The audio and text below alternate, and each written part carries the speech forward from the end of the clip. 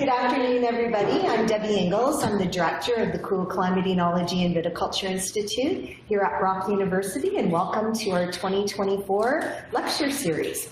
So for our opening lecture, I would like to introduce my colleague and friend, Dr. Antonia Mantonakis. She's been a CCOVI Fellow affiliated with the Institute for many years now. Antonia is a professor of marketing and consumer psychology with the Goodman School of Business here at Brock University, and has been at Brock for over 2 decades now. Nearly 2 decades. Yes, we're aging ourselves here, Antonia. Now, she is recognized for expertise in consumer psychology, with her research funded both through NSERC and also through SSHRC. These are very competitive research programs that Antonia has been able to delve into to do the work some of the work that I'm sure she's going to be presenting to us today.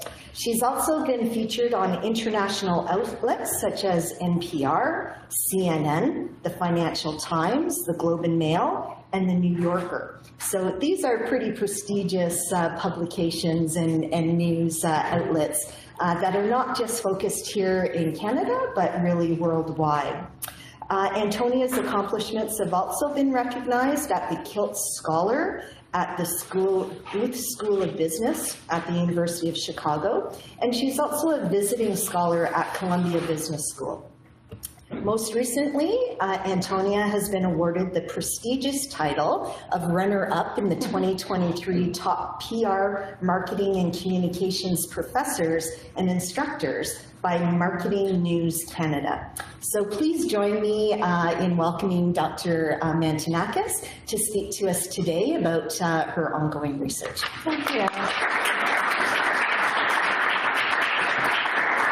Thank you so much, Debbie, for the warm welcome, and thank you all for joining in person today and online. I just want to start by explaining where the name The Wine Psychologist comes from. So when we were doing our PhDs, my classmates, as we were graduating, some were becoming clinical psychologists, some were becoming forensic psychologists. I was studying consumer psychology. And because I was hired here in the Niagara region, and I was encouraged by my dean at the time and my colleagues to study the consumer psychology of wine, one of my classmates said, "So then you're the wine psychologist." So that's where the name came from, and that name has stuck. So as Debbie mentioned, I'm a consumer psychologist. I work here at Brock University. I am at the Goodman School of Business, and I'm also a CCOVI Fellow. What do I do outside of the university? I've worked with a number of wineries here in the Niagara region, and that's some of the research I'm going to be sharing with you today. I've done some marketing audits with wineries, but most of all, I see that people joining me in the room today, everyone is at various stages of your careers. I see, some students here in the audience. And there are different areas of wine business everyone is in, from grape growing to winemaking. But I think what we all have in common, I think we're all consumers of wine. And so what I hope that everyone takes away from today's presentation is a little bit more knowledge about consumer psychology and how it can help you not only in your business or whatever area of wine business you're in, but also for you yourself as a consumer of wine. All right, so I take a consumer psychology approach to wine. So first question I want to ask you to think about is, why is this important? Why consider consumer psychology of wine? Okay, and so I want to ask the audience, and I know I have some of my current and former students from wine marketing and consumer behavior here with us today. So what is the very first marketing decision a winemaker has to make? The very first marketing decision. What is that? And if you're joining us online, you can contribute in the chat any answers. So it's the very first marketing decision, Daniel. Is this like hypothetical, like they're already established, or are they starting to seek what their brand's going to be like? Ah, okay. So I think you're kind of giving them the answer there. Okay, so is it something established? Is there a brand? So we have to think about what is the branding element that might come into play. Okay, that's a good response. Anything else? What might even come before then? Who's the target consumer? Who's the target consumer, right? Who's the target market, right? And, you know, according to some experts in the field, they say even the very first marketing decision is which grape to plant, right? What's the grape, right? So that's so far even removed from the consumer end of the value chain, right? And then when we think about, well, what's the last marketing decision, right? And then that also gets back to the branding elements, the packaging, right? All of these other more consumer-driven elements of that decision. And so I'm going to be talking today about consumer psychology and how important it is throughout all of the stages in the value chain, from grape to glass. And I am going to argue today that whatever area, whatever stage of this process you might work in or be interested in, it's very important to understand consumer psychology throughout all of these stages of this process. Okay, so I like to break consumer decision-making down into 3 separate stages, okay? Because before consumers even take in a sip, there's that distinct buying phase or that choice phase. So this could be in a bricks and mortar retail store. This could also be in a tasting room, or it can also be online. So that's a separate buying phase. And so I look at what are some factors that come into play during this stage. Next is the consumption experience. So this is what factors might have an impact on the consumption of the wine, right? And this, again, could be consumers by themselves, it could be in a group setting, right? Lots of factors come into play during this stage. And then finally, the 3rd stage, which I think is equally important to the first 2 stages, is the remembering stage. How does the person remember that experience? How did that experience make them feel? What are they going to talk about in terms of the experience, right? So the word of mouth that might happen. And that might also influence subsequent searches online or repeat purchases, right? So that's also an important stage. So now when it comes to the first stage, that initial buying stage, I want to ask the audience, what is important that a consumer might look at or look for in that buying stage? So what influences are important? What cues do they use? Yes, Jason? Kind of being a little bit early in my wine consumption journey. Okay. Typically price has a larger bearing on my purchase. Price. So a consumer, one of the first things people say when I ask this question is, they look at price, right? That's a cue that a consumer uses to make a decision often, okay? Anything else? Is there anything else, Laura? I'd say the attractiveness of the packaging. Right, the packaging, the attractiveness, the appeal. Is there some feature on the label that might grab a person's attention, right? So these are some of the cues that a consumer might use. And so I want to break this down into 2 separate kinds of cues. The ones that were mentioned just now, I would group into extrinsic cues. These are cues that a marketer generally controls or has control over. These are factors such as the price, whether there's a award or a rating that's been included in the labeling, the packaging, the style of the label, whether it's a fun, funky label or a more traditional label, right? These are things that can be changed after bottling. And we contrast that with intrinsic cues.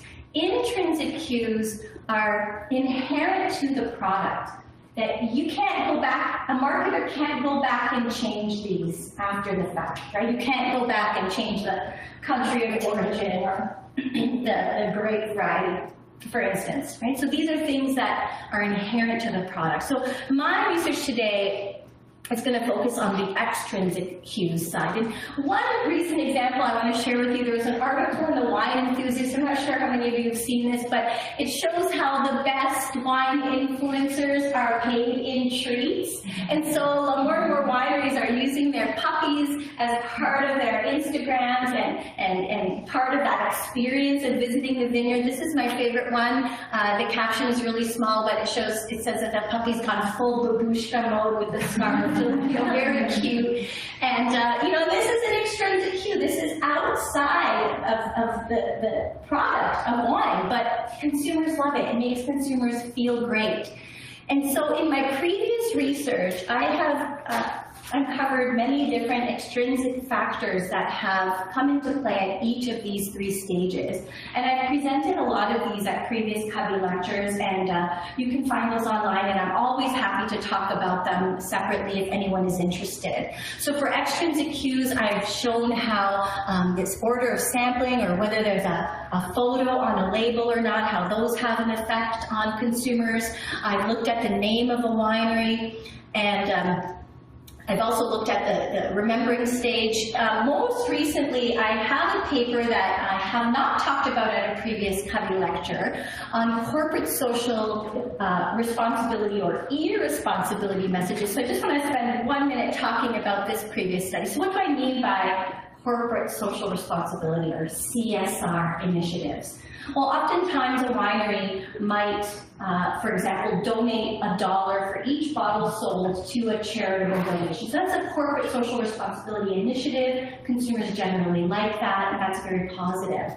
But what happens if it's a consumer hears about a corporate social irresponsibility message associated with a brand or a firm? So this might be an example of that the employees were treated poorly, or there were some allegations of some kind of misconduct, or even further, if the owner has admitted to that these allegations are true. What does that do for the consumer? And in our research, we show that when they taste the product associated with these allegations, it literally leaves a bad taste in their mouth. They report that their perceptions are worse. Okay?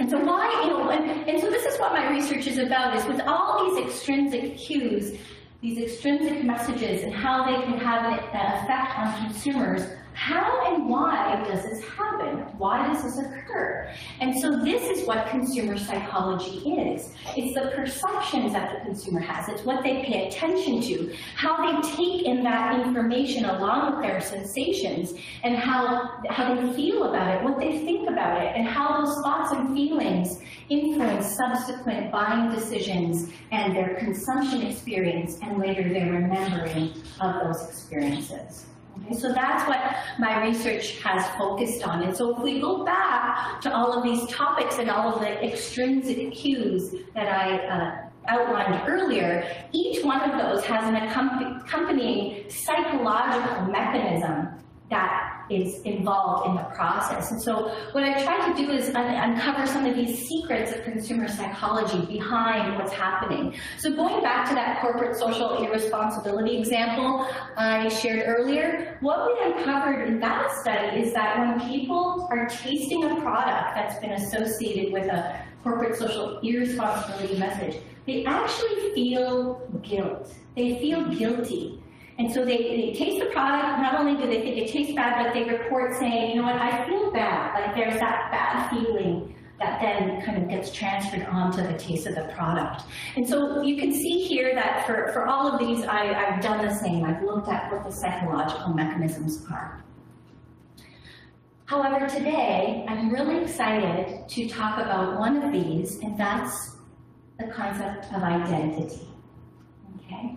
That's the one I'm going to focus on today. Now, what do I mean when I talk about consumer identity?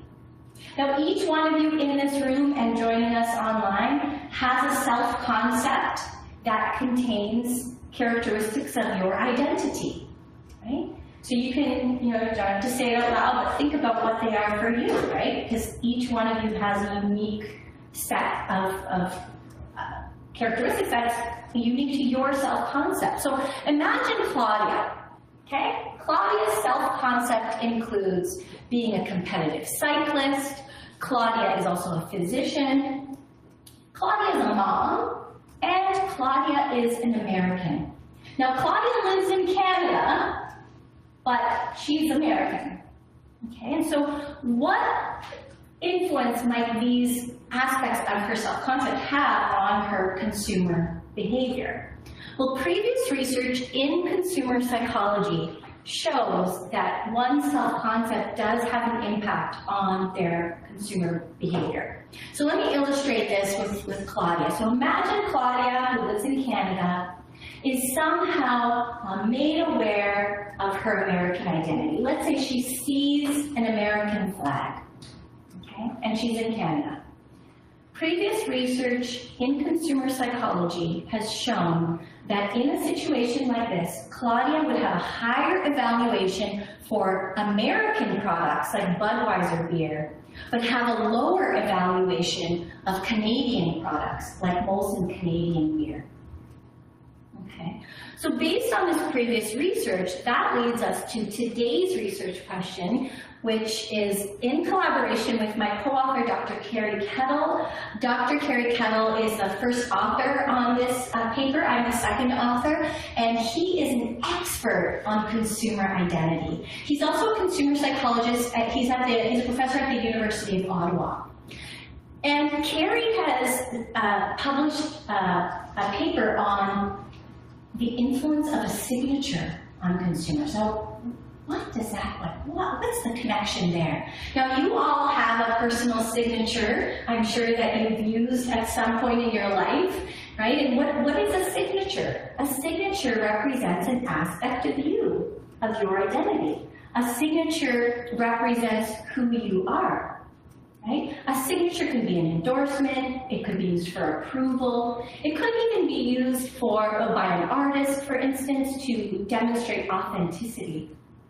And so at the time when Carrie approached me for this collaboration, this was over 10 years ago, we started to notice signatures in the marketplace. So here you can see an example of a signature on a Papa John's pizza box, and that's Papa John's signature.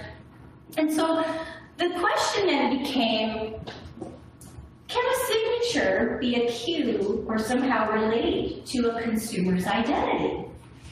And if that's the case, can a signature, maybe of a signer like Papa John, can that act as an extrinsic cue in the packaging?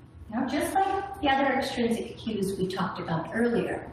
And so if that's the case, we thought, well, if we have a wine, a label of a wine, and we add a winemaker's signature, what is that going to do to consumer behavior? Okay, so that's the question that I'm so excited to talk about with you all today. So at the time, I approached Mike Military from Riverview Cellars Estate Winery. Riverview Cellars is just about 20 minutes here from Brock University. It's on the Niagara River. And at the time when I approached Mike with this idea, and that's an aerial view of the farm, you can see the river there. At the time, Riverview had a Chardonnay, okay, that had the winemaker's signature on the label, and this was new for them. The previous vintage, the Chardonnay, was the same price point, same tasting notes, pretty much the same. The only difference was that this year's Chardonnay had the winemaker's signature. And so we got to talking about the sales data, was there any change, and we were so excited to find out that that new label with the winemaker's signature was associated with an increase in sales for the Chardonnay. Okay, so we started talking about this, analyzing it, we were very excited about it, and you know, that led to a lot more research that we did. However, this was just more of an observed effect. I mean, sales for a wine could go up for a number of reasons. Maybe Chardonnay became more popular that year across the board for everyone. So we don't really know what else was happening, but nonetheless, it was a very exciting time for us, and we decided to take this further. And this is a part of my title I want to pause and talk about here because I included "It's Not What You Think." Okay? Because 10 years ago, when we first started sharing the results of this research, and it wasn't just the Chardonnay research we were sharing, Carrie and I ran a bunch of other experiments online with online panels. We used pizza boxes, perceptions of qualities of pizza and other consumer products, not just wine. We were very excited about it. I presented some of this data at the Academy of Wine Business Research Conference and other business and wine conferences. There were signatures everywhere, actually. We started to notice more and more signatures on wine labels. Even people would stop me and say, oh, you did the signature studies. I heard about that at a conference. However, I was also talking to people, like a friend of mine who works in a tasting room here in the region, and said, Antonia, your signature thing, it works in the tasting room. We found that in a tasting room, the label that has a signature, people like it. But how come it's not working in the LCBO? Right? Why isn't it working? And to that, I said, well, we haven't done any studies in the LCBO. And the LCBO is totally different, right?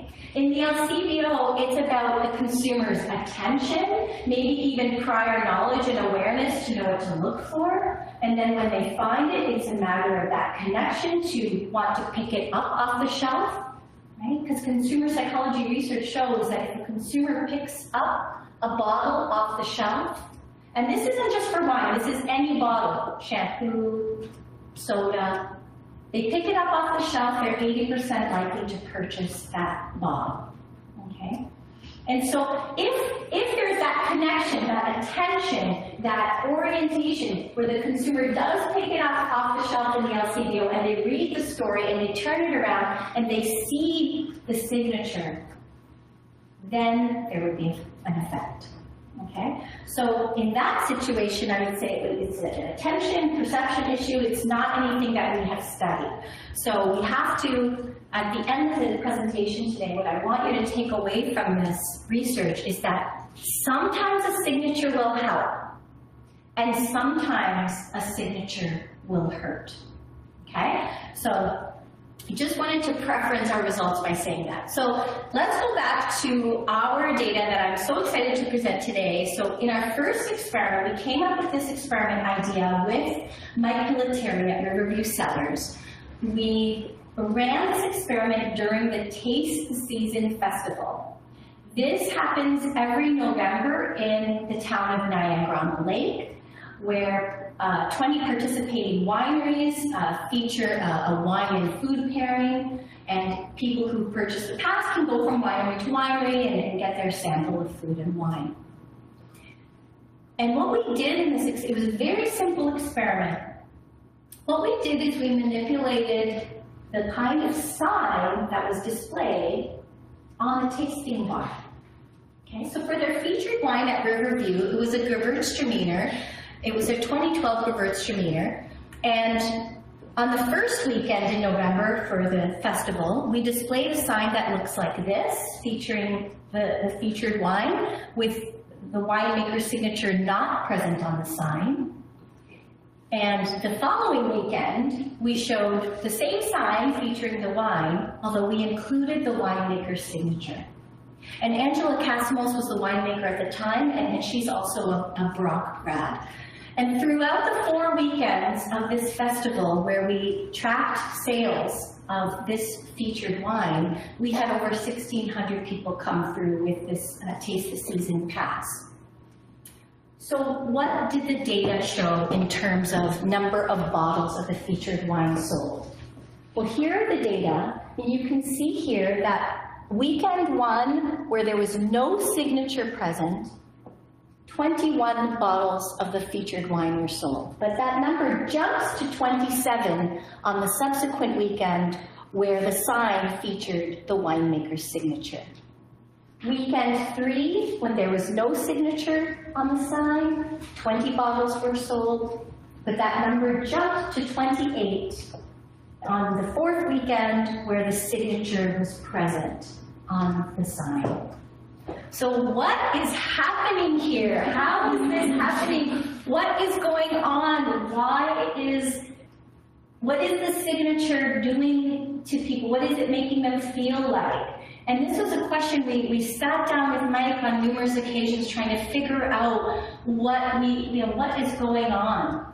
And we started to ask him, what do you find? Is it more local people coming in? Are there tourists coming in? Who are the people coming through with this Taste the Seasons Pass? And so we started to think, hey, maybe that matters. Maybe this effect is based on who the consumer is. Where are they coming from? Because in based on the location, the geographic location of the Riverview Cellars, it's right by the border. So there are a lot of consumers who come and visit from across the border, and a lot of consumers from here in Ontario. And so what we tried to do in our next experiment was come up with an experiment where we can try to maybe understand a little bit more of who the consumers are, where they're coming from, and how they might be connecting with the signature. And so at the time, they were featuring their newly released Malbec. It wasn't the 2021, it was older vintage at the time we did the study. And what we did is we tried to pick a month during which the winery wasn't busy there were no festivals, there was nothing going on in terms of Ice Wine Festival or Days of Wine and Chocolate, nothing of that nature was going on. And we did something very similar to what we did with the tasting bar sign study. We put a sign outside the winery that said, tasting event today, okay? And so when people came into the winery and said, I saw a sign outside, we're here, we'd like to learn about this tasting event, they were directed to the back bar of the winery where they were greeted by my research assistants and myself.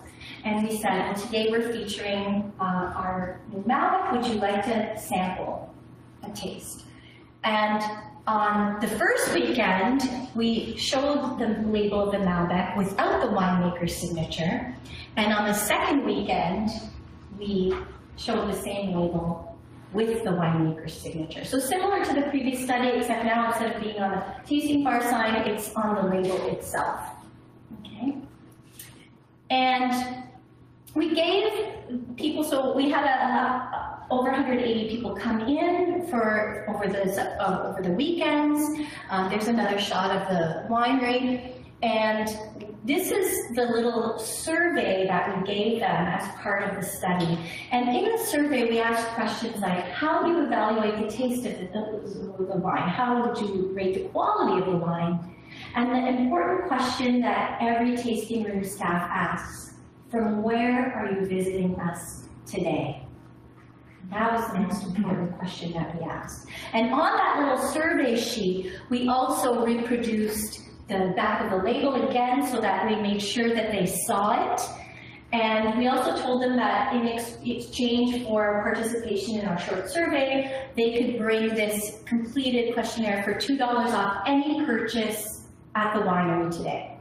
And so what we did then, the cash stapled this response card, so it doesn't have any identifying information, so they stapled it to a copy of their receipt, so it was completely anonymous, and we were able to take a look at where they were from and what they purchased. And in terms of where they're from, Mike had the idea to break down the participants into where they were from in terms of the predominant areas that visit the winery. Because it's an Ontario winery, the Ontario consumers, we grouped these and called them as having an associative identity. Ontario winery, Ontario consumer. There's an association there. There's a connection there. For the consumers who were from the US, and they were generally from these 3 states here, New York, Pennsylvania, and Ohio, okay? Because it's an Ontario winery, for these consumers, we put them in a dissociative identity condition, okay? Because Ontario winery, US consumer, okay? So now just really quickly for any stats enthusiasts in the audience, what we showed was when there was a personal signature on the label, it did have an effect on product purchase, and this was mediated by their product evaluations, but only for the people from Ontario. So this is a moderated mediation. What is that in simple terms? In simple terms, 14 bottles of the Malbec were purchased.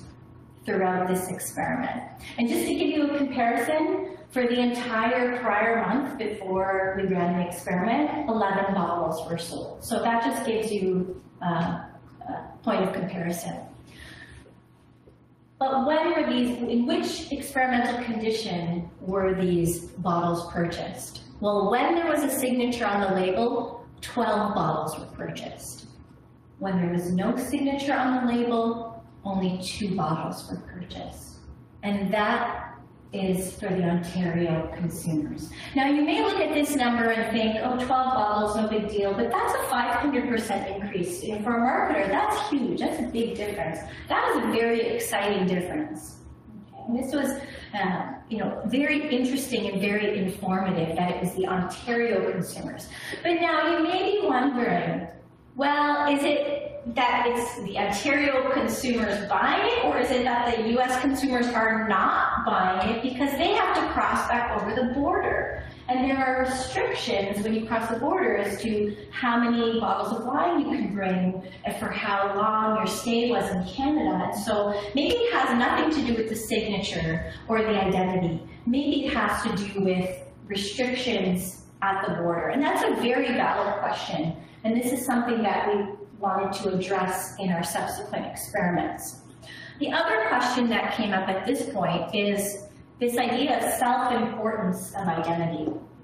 So throughout this research and presenting this research, the question we would get is, well, some people really strongly identify with being from Ontario, right? It's a very important aspect of their identity. Other people, it's maybe not as important to them. They don't strongly identify with it. So they have a low self-importance. And so that's another question that we attempted to address in our subsequent experiments. So in experiments 3 and 4, I'm just going to describe them both, and then I'll just show you the data for one because it replicates again and again.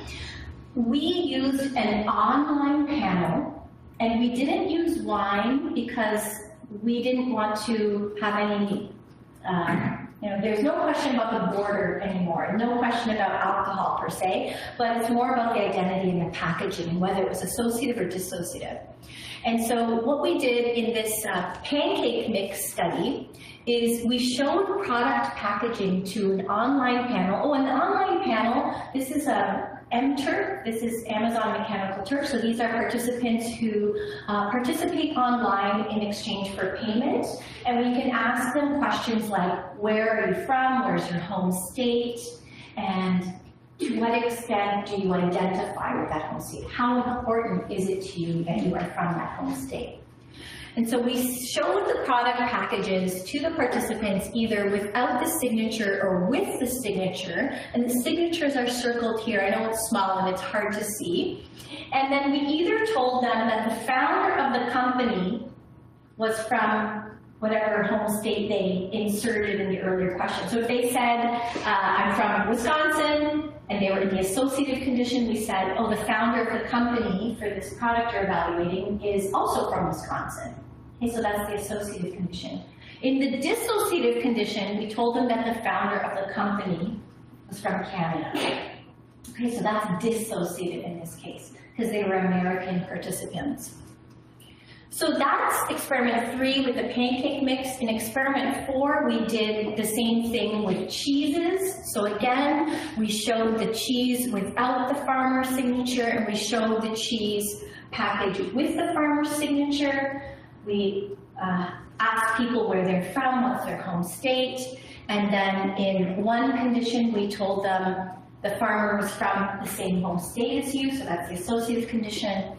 And in the other condition, we told them the farmer is from Canada. And you can see that that's the dissociative condition.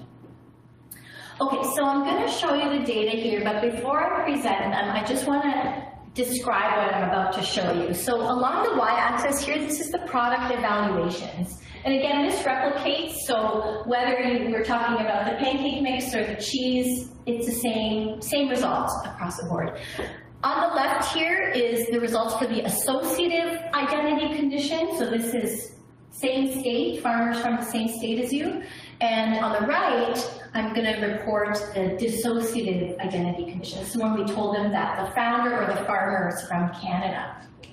Across the bottom, this is the measure of self-importance. Remember, we also ask, how important is it to you? So the person says, I'm from Wisconsin. How important is that to you, to your self-importance, to your identity?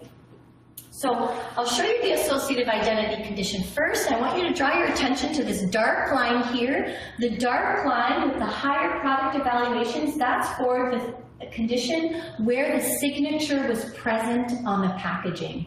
And so you can see that across all levels of self-importance, it gets stronger as we get higher, but across all levels, when there was a signature present and the farmer was from the same state as the person, they thought the product was better quality.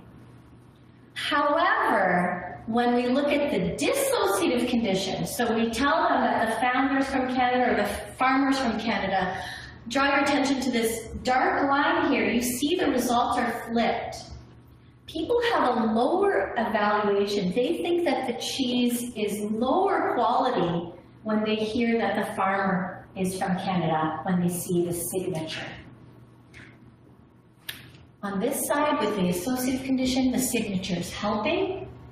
In the dissociative condition, it's hurting.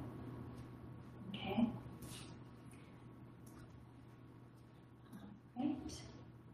One more study I want to describe today, because we've gotten a lot of questions about, does this work for celebrity signatures? Does it have to be a farmer?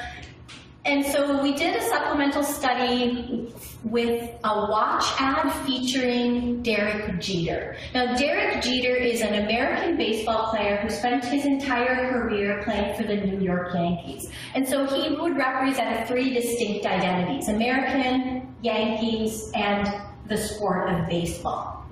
And what we did, very simple experiment, two groups of participants. One group saw the watch ad with no signature, and the second group saw the ad with Derek Jeter's signature on it. And while the results replicate regardless of which identity we focus on, just for simplicity, I'm going to just describe the condition that focuses on the sport of baseball identity. So when the respondents in this online panel reported that they do identify with the sport of baseball, and they saw the watch ad with the signature, they had higher evaluations towards that watch. Okay. However, if the respondents reported that they do not identify with the sport of baseball, and they saw the signature on the ad, they rated the watch less favorably. So they had lower evaluations towards the watch.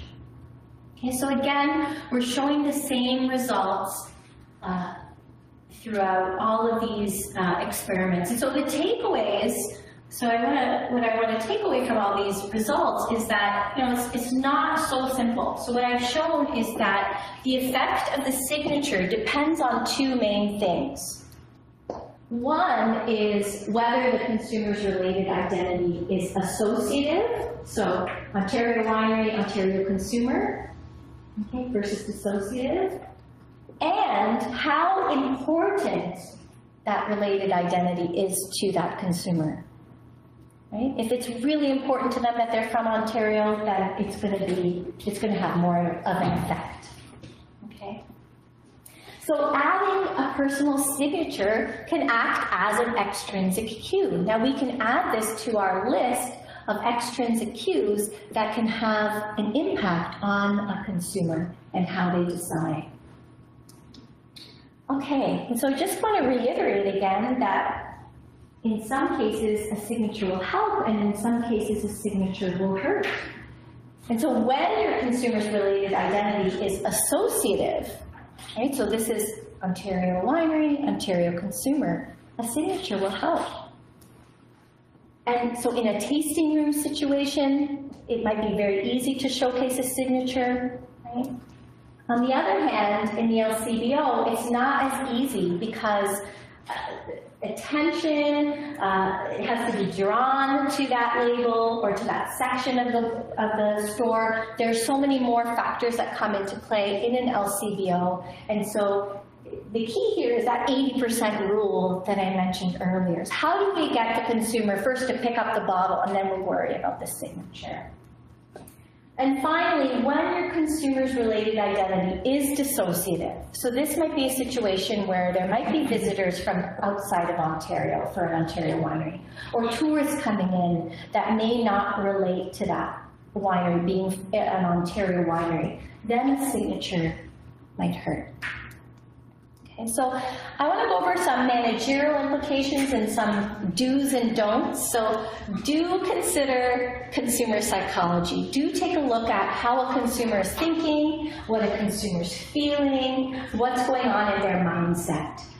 Do analyze the buying context, what the situation is where the signature might be relevant or might become salient, right? What is that buying context? What will the consumer identify with? Okay. Don't just add a signature for aesthetic appeal. Okay. Even though it might look nice, it might not have the results that are intended. And finally, don't just add a signature before considering the consumer identities that might be at play. And in terms of practical implications, I just want to highlight that throughout all the experiments I presented today, we've looked at both categories of products, so more the luxury end, right, with the watches, wine, and more of the everyday consumer goods, more utilitarian products like pancake mixes and pizza. Okay, so regardless of what kind of label design, right, so whether it's for wine or other product packaging, the results hold. And also, I mentioned that the first experiment at Riverview was just a manipulation of in-store signage. So in some cases, we didn't even change the label. It was more a sign that was separate or removed from the actual product label. And in both cases, it worked. And finally, this is something to share with tasting room staff. To explain the results of research like this. And I'm always happy to come in and speak to anyone's staff if anyone is interested in this. As we wrap up today, I want to give a very special thanks to Mike Piliteri at Riverview Cellars and to my research team who helped look at drafts of this presentation. And I invite you all to connect with me on social media if we haven't already. And please take a look at my website and read more about my research. And thank you so much for being here today and for listening.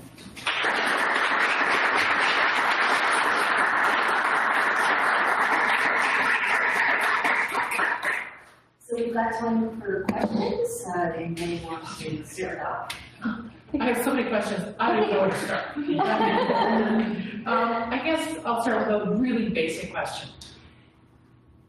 You've got some data there, and you've got your dissociative and your associative identities. Have you started to look underneath that as to the why? Because it's one thing to say, well, they don't, but the first question that popped into my head was, well, why? Like, what's going on? What's underneath that behavior? So when you say what's underneath that behavior, do you think it might be like an emotion or a feeling? Yeah, I guess yes. Because I'm wondering, well, is it, if they're not associating, say, American versus Ontario consumers, right? Is it that they just don't have that emotional connection? And it may be very difficult to understand that. But even, the study with the cheese or the pancakes, like, what is it that they would go, it's not as good a product, because really the quality of the product is separate from their perception, correct? Yeah. So the perception then, the question to my mind becomes, well, what's going on? Why are they making that decision? Can you even find out why? Yeah, and that's what the point of this research is, to see what are they connecting with, and that's where the deepest layer that we got into was about the self-concept and the identity of somebody maybe even feeling like, well, that's not me, right? And I think, and I tried, and I think I felt this way when I was looking at the Derek Jeter study, where if I look at, the American identity primed, or even the baseball identity, and feeling like I don't That's not interesting to me. That's not relevant to me. That's not something that is part of my self